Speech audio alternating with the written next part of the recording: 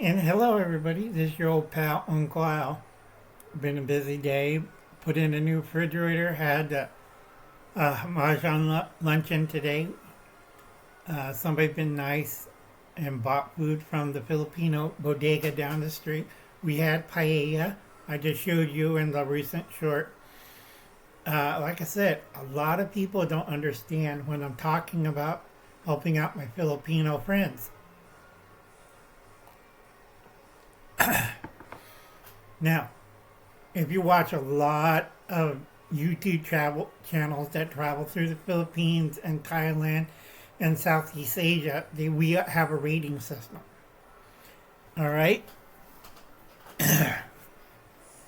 The biggest headache with the Philippines, due to corruptions in the 70s and 80s, they waste a lot of money.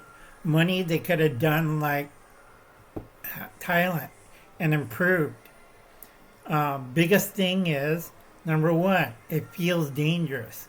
You ask any Filipino YouTuber that travels and goes over there and does a whole Filipino tourism and stuff, it still feels dangerous.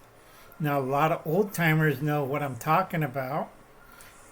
Philippines used to have a murder rate worse than Iraq or Afghanistan. That was 20 years ago. It decreased a little bit and it's a lot better. All right, because there's an increased security presence. But that same time, that increased security presence only in the suburbs and the cities. There's still gangs. There's still sea pirates. There are moral factions. Also the communists are still around. Socialists are still around. You have the Filipino version of Hamas, INS or ISIS. You have everybody who do Hamas and Hezbollah also in the Philippines. And you have what you call Maoist cells also, but smaller, and the Filipino Army and the Filipino Marines won't take. They go after and they shoot these people dead. Okay? So, it still feels dangerous in the Philippines. If you go to like a convenience store or a shop, bigger shop than mom and pop little shop, you always see an armed security person. We're not talking like American security person. They're either packing a pistol or most of the time they're all packing shotguns. I'm not kidding. They're all packing shotguns. Their security force. You'll have one or two non-pistol guys, but the rest of them, they all carry pistols or they carry shotguns. A lot of shotguns. One Filipino bank, they had 3 guards. All of them had pistols and shotguns. And they had a 4th guy hidden with it. And 2 more shotguns. All right? Because they're used to people coming in with AKs or some machine guns. And this gives them a good spread with buckshot. All right? I don't feel too sad if I'm in middle of a crossfire. 2, okay, because of the regions, and also they still have sea pirates. If you're out in the province, you still have bandits, gangs, white slavers. We could blame, the country, the other side of Japan, for all this trouble. They're also raiding. Some of the sea pirates they're just Chinese fishermen. Baloney. All right? So it still feels dangerous. Also, in certain parts of the Philippines, they still have this Wild Wild West attitude, and they say, don't worry, my cousin makes guns. And you get pretty nice Filipino guns. You get 45, 9mm, a lot of revolvers, a lot of shotguns. They improved since the 70s, 80s. They got more modern machinery, and they make pretty damn good copies of the M14 and also, 22s, revolvers, pump shotguns. They love pump shotguns. That's not bad, too. I've seen a couple of them and I'm like, damn, this is nice. Okay, so it feels dangerous in the Philippines. That's another problem. Number 2, it's underdeveloped. Not like Thailand, not like Cambodia, not like Vietnam, not like Malaysia, Singapore, or Indonesia. All right, it's cut from Brunei all the way up to the southern Philippines, and because the Philippines 7,000 islands, okay, it's underdeveloped. A lot of places are like fourth and third world. I keep telling this to people. And they have their own dialect and customs. It's like lumpia. Closer you get to the city, different it gets on lumpia. Lumpia in certain areas is kind of like a crepe. And it has the lumpia filling, which is hot. And it's rolled up like a burrito. You go another place where they have lumpia, it's fresh spring roll type of lumpia, or it's lightly fried lumpia. And then you have the traditional lumpia that's deep fried. All right? There's a whole bunch of different places. There's a whole bunch of different things going on. You have Muslim culture, you have Indian culture, you have Chinese culture, you have Malaysian culture. All this mishmash together. All right? So it's still undeveloped. All right? I mean, it hasn't been really developed since the 80s. And everything is like, it's still stuck in the 80s. All right? A lot of stuff is like, hotels are still stuck in the 80s. Bus stop, okay? If you see bus stops videos, that's mostly most of the hotels and motels and rental places in the Philippines. Unless you get a higher degree and you're in either in the suburbs or in the city, it's a little better quality. But if you go away from the cities to the other islands, it's drastically undeveloped. Now, if you go to Thailand or Malaysia or you go to Singapore, it's a higher quality because they put in a lot of development.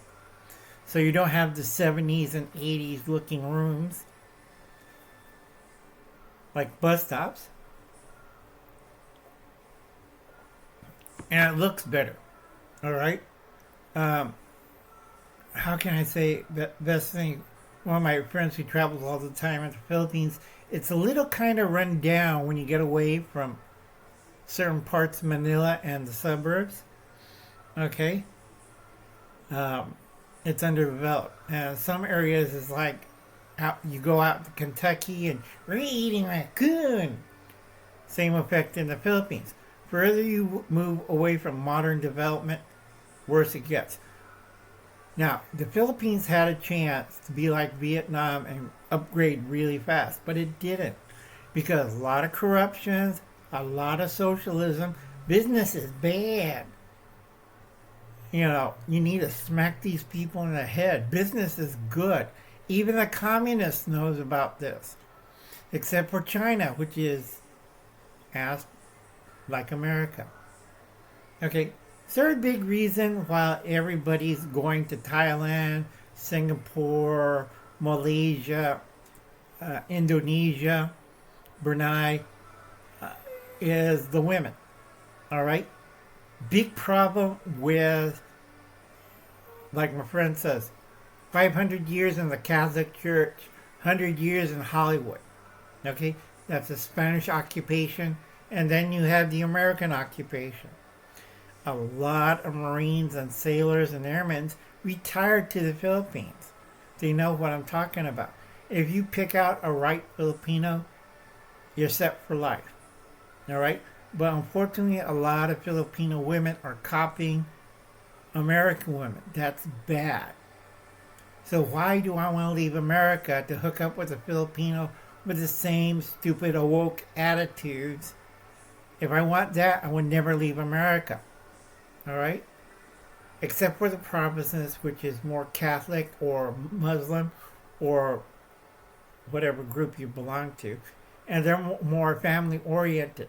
You get into the cities, you got lady boys, you got God knows what. And you have the, whatchamacallit? How can I say it politely? The overweight wannabes who want to be American and don't know how to cook. All right? You want to insult a Filipina? You tell her that. Guarantee it. With a knife. Okay? A lot of problems in the Philippines. Those are the only three. In Thailand, yeah, we have lady boy problems in Thailand, but they have, they don't eat to excess, you know. Okay? And, whatchamacallit, they're rather tall and thin. Now, I like Filipino girls.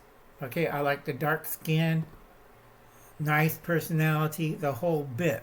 But once they start copying Americans or versus Australians, it goes out the board. All right?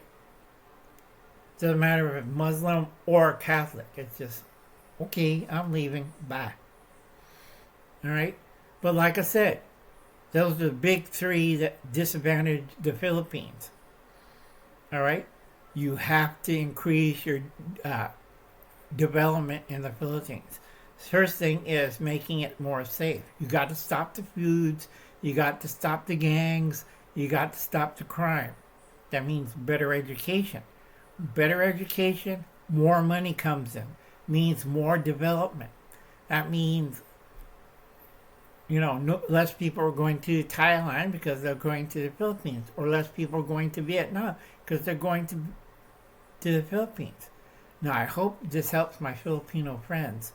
A lot of you, you know, get a laptop, get Babbel, learn English, get editing apps, and you make money. And don't forget, buy a coffee to our Filipino friends, or buy a cup of coffee to Idaho Garden Girl, or send her Amazon cards, or something like that. Check out, what the hell is Gil's doing tonight? Oh, holiday fires and disasters that come up during Christmas time. I'm kind of tired. I want to take a nap. I had a nice big takeout box of Filipino paella. If you look in the corner, I didn't take a good photograph it, but that's blood sausage, Filipino style, that I like. All right, folks, I'll catch you later. Good luck and God bless. Bye now.